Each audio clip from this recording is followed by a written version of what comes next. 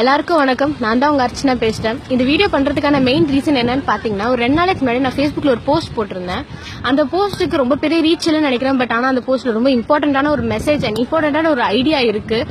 அது என்னன்னா, இப்ப நம்ம எல்லாருக்குமே தெரியும், நார்த் இந்தியா ஜந்தர் மந்தர்ல நம்மளுடைய விவசாயிகள் எல்லாரும் போராடிக்கிட்டு இருக்காங்க. அவங்களோட மெயின் டிமாண்ட் என்னன்னு பாத்தீங்கன்னா, அவங்களுடைய விவசாய கடனை தள்ளுபடி பண்ணணும் அப்படின்றதுதான்.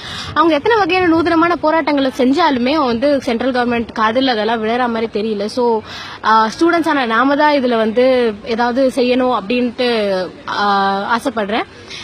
ரொம்ப ஒன்றும் பெருசா இல்ல, ஒரு சின்ன கான்ட்ரிபியூஷன் தான் நம்மளால முடிஞ்சது. ஏன்னா இப்போ நம்ம காலேஜ் ஸ்டூடெண்ட்ஸ் எல்லாம் பாத்தீங்கன்னா ஒரு நாளைக்கு எப்படியும் மினிமம் 100 ரூபாய்ச்சும் தராங்க நம்மளுக்கு செலவு பண்றதுக்கு பாக்கெட் மணியா.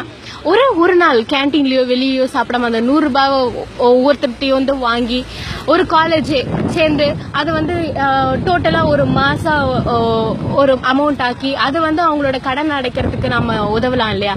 ரொம்ப ஒன்றும் தேவையில்லை, 100 ரூபாய் போட்டா போதும். அத்தனை பேருமே ஒரு 100 ருபீஸ் போட்டா போதும், அவங்களுடைய பிரச்சனையை நம்மளால ஈஸியா சால்வ் பண்ண முடியும்.